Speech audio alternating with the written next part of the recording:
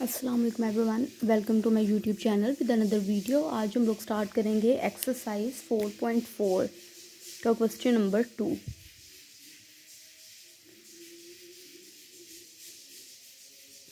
बाकी जो question exercise 4.4 है ना, वो हमारी कंप्लीट हो गई थी। क्वेश्चन नंबर 1 भी हो गया था, 3, 4, 5, 6 भी, बस हमारे पास 2 रह गया था। वो हमारे पास है find the square root of the following polynomials by division methods. Division methods को इस्तेमाल करते हुए हमने ये हमारे पास पोलिनोमियल्स दिए हुए हैं कुछ, उनका हमने स्क्वायर रूट फाइंड करना है। तो डिवीजन मेथड, तो हम लोग इसको इस तरह डिवीजन में लिखेंगे, ये इस पूरी पोलिनोमियल को 4x4 माइनस 28x³ ये 2 है, ठीक है। 28x³ plus 37x² plus 42x plus 9, right. अब हमने क्या करना है, हमने डिवीजन मेथड यूज़ कर रहे हैं ना, तो हमें 4x4 चाहिए, ठीक है। अब हमारे पास डिवाइड करने के लिए कोई डिजिट नहीं है कि बाहर हमने किससे डिवाइड करना है, लेकिन जो चीज़ यहाँ पे आएगी ना, वही उसी चीज़ को ऊपर आना चाहिए। मल्टीप्लाई, यहाँ जो डिजिट लिखना है और जो डिजिट ऊपर लिखना है, उन दोनों को मल्टीप्लाई करवा के हमारे पास ये वाला आंसर आना चाहिए। अब हम लोग देख सकते हैं जो 4 है ना, वो 2 के टेबल पे आता है। यहाँ भी 2 आ गया, यहाँ भी 2 आ गया, 2 2 4 भी हो गया। अब x की पावर कितनी है, 4। x की पावर 4 क्या होगी, अगर x यहाँ पे स्क्वेयर हो जाए और यहाँ भी x की पावर स्क्वेयर हो जाए, ठीक है, तो 2 2 4 हो गया, और x स्क्वेयर और x स्क्वेयर पावर प्लस हुई, 2 + 2 4 हो गया हमारे पास, ठीक है। इस तरह यहाँ भी x स्क्वेयर आ गया और यहाँ भी x स्क्वेयर आ गया, इन दोनों की पावर प्लस हुई, 2 और 2 हमारे पास कितना हो गया, 4। अब हमारे पास यहाँ पे क्या आ जाएगा, 4x4। 2 को 2 से मल्टीप्लाई करवाया, 4 आ गया। x स्क्वेयर को x स्क्वेयर के साथ मल्टीप्लाई करवाया, x की पावर 4 आ गई। नीचे वैल्यू आ जानी है -28x³ प्लस 37x²। इन दोनों वैल्यूज़ को हमने ना इस तरह नीचे उतार लेना है, ये दोनों वैल्यूज़ को, ठीक है। अब क्या करना है हमने, अब इस 2 में ना ये वाला 2 प्लस होगा, ठीक है। अब यहाँ पे इस चीज़ को भी हमने किसी चीज़ पे डिवाइड करना है कि हमारे पास जो है ना कंप्लीट आंसर आए -28x³, ठीक है। तो इस चीज़ के बराबर आंसर लाने के लिए हमने क्या करना है, इस 2 में ये वाला 2 जो है ना प्लस करना है। 2 में 2 प्लस किए 4, और साथ x स्क्वेयर में प्लस नहीं होना, बल्कि x square as it is आ जाना है, ठीक है। अब हमने ये इतनी वैल्यू आ गई। अब हम लोग 4 को किस चीज़ के साथ मल्टीप्लाई करवाएं कि हमारे पास -28 बन जाए, और x स्क्वेयर को हम लोग किस चीज़ के साथ मल्टीप्लाई करवाएं कि x³ बन जाए। 4 के टेबल पे 28 आता है 7 पे, और साथ माइनस भी आना चाहिए, और x स्क्वेयर है, और हमें यहाँ के क्या चाहिए, x की पावर क्यूब, मतलब हमें x भी चाहिए मल्टीप्लाई करवाने के लिए।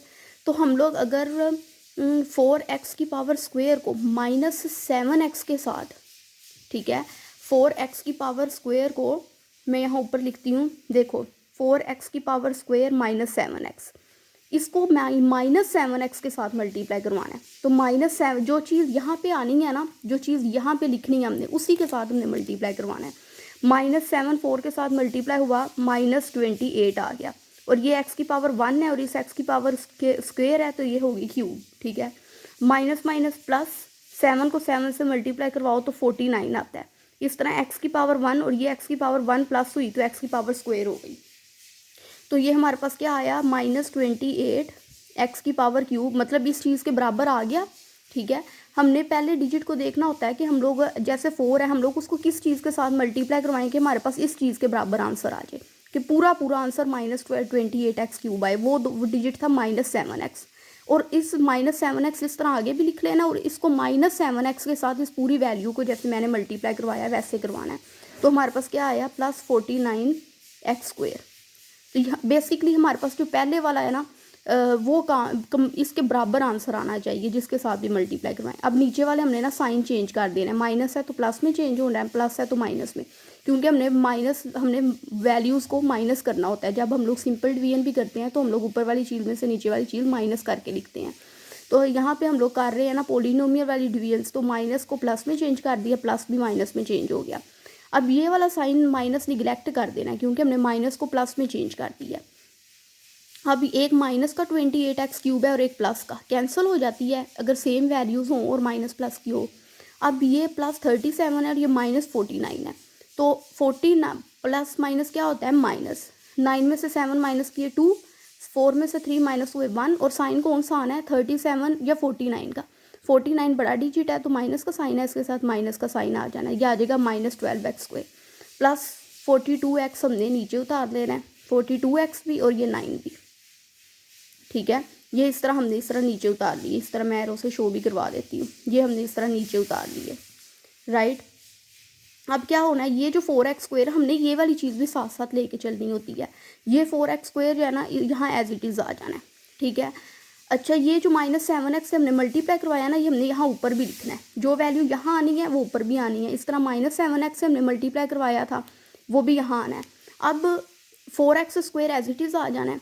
अब जैसे हमने 2 में 2 प्लस किया तो 4 आया ना, तो अब ये वाली वैल्यू पहले वाली एज इट इज़ आ जानी है। अब दूसरी वाली वैल्यूज़ जो है ना, 7 में 7 प्लस करो तो क्या आता है 14, और x की पावर यहाँ भी 1 है, यहाँ भी 1 है, तो x की पावर 1 ही रहनी है।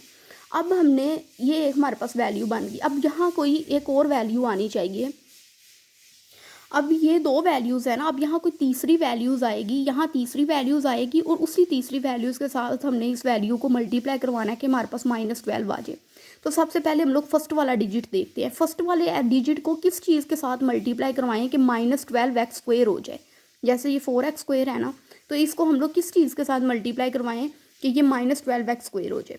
तो देखें 4 के टेबल पे 12 कहाँ आता है 3 पे, तो यहाँ भी x² है, यहाँ भी x² है, इसका मतलब है हमें x से तो मल्टीप्लाई नहीं करवाने की ज़रूरत, लेकिन -12 है तो हम लोग -3 से मल्टीप्लाई करवा देंगे।